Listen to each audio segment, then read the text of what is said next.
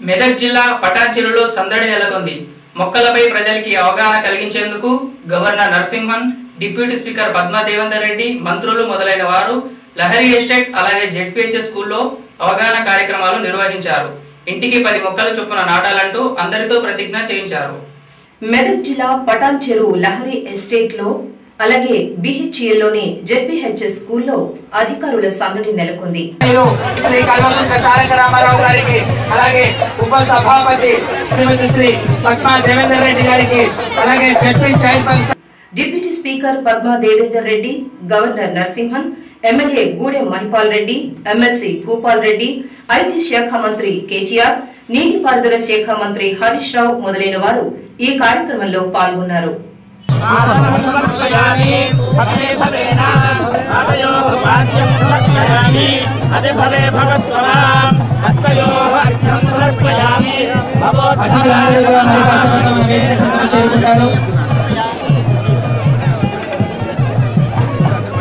కార్యక్రమం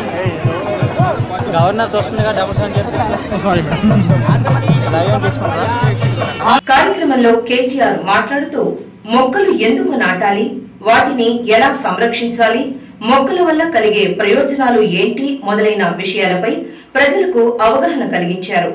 హరితహారం ముఖ్యమంత్రి గారి మానస పుత్రికని, ఇది మానవ చరిత్రలోనే 3వ అతిపెద్ద ప్రయత్నమని ఆయన అన్నారు. చాలా విషయాలు చెప్పడం జరిగింది. ముఖ్యంగా ఎందుకు మొక్కలు నాటడం, వాటిని సంరక్షించుకోవడం ఎందుకు మనకు ముఖ్యమో ప్రధానంగా చెప్పడం జరిగింది. ఈరోజు తెలంగాణ ప్రభుత్వం చేపట్టిన ఈ కార్యక్రమం, గౌరవ ముఖ్యమంత్రి గారి మానస పుత్రిక అయిన ఈ హరితహారం కార్యక్రమం, ఇది సామాన్యమైన ప్రయత్నం కాదు. ఇది మానవ ఇతిహాసంలోనే, భారతదేశంలో కాదు, ప్రపంచంలో కాదు, మానవ ఇతిహాసంలో, మానవ చరిత్రలోనే 3వ అతిపెద్ద ప్రయత్నం అని చెప్పి నేను ఈ సభ ద్వారా మీ అందరికీ కూడా విజ్ఞప్తి చేస్తాను. అనంతరం గవర్నర్ మాట్లాడుతూ మొక్కలు నాటి అవి చెట్లయితేనే వర్షాలు సక్రమంగా వస్తాయని, తగినంత కలప దొరుకుతుందని, తద్వారా నిర్మాణాలు సులభతరమవుతాయని, కాబట్టి ప్రతి ఒక్కరూ కనీసం ఇంటికి 10 మొక్కలైనా నాటాలని, అలా నాటితేనే ఇంటి నిర్మాణాలకు అనుమతి మంజూరవుతుందని గట్టిగా అన్నారు. ప్రభుత్వ కార్యం కాదు, ఇది మన ప్రోగ్రామ్. ఇది what I want is ownership of the programme.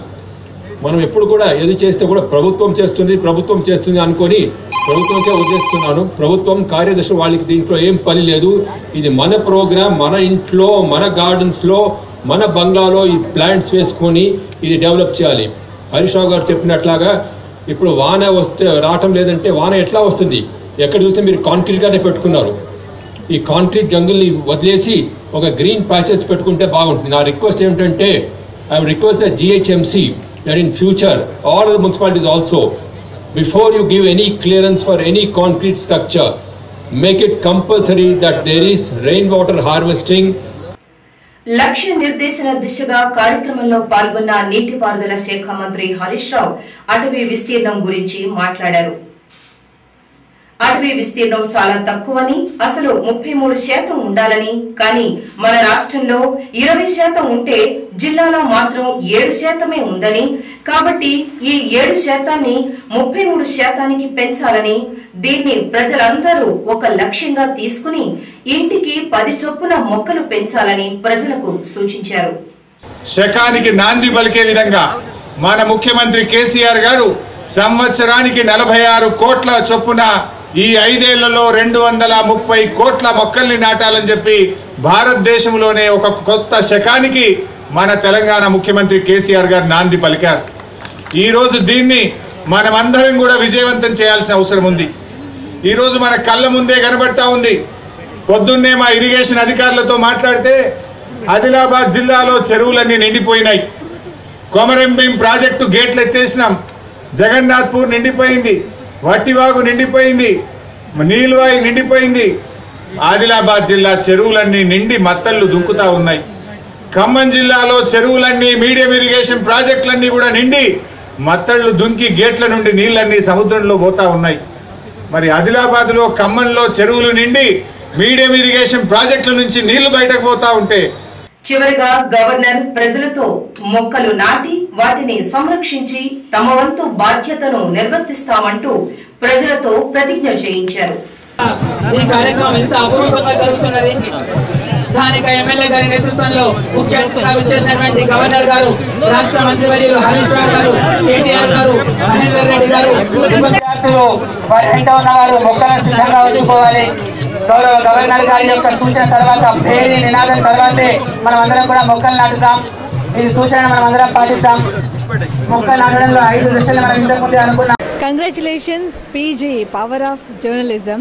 So journalism అంటే చాలా చాలా వాల్యూ ఉంది కాబట్టి ఎప్పుడు హైట్స్లోనే ఉండాలి అండ్ జెన్యూన్ న్యూస్ని అందరికీ అందించాలని కోరుకుంటున్నాం. All the best. I wish all the best to PJ News, the power of journalism. All the best to the PJ news. PJ News power of journalism ఛానల్కి all the best. PJ news power of journalism all the best. PJ News, power of journalism, నిజాన్ని నిర్భయంగా చెప్పేటువంటి మన సరికొత్త channel PJ News, power of journalism.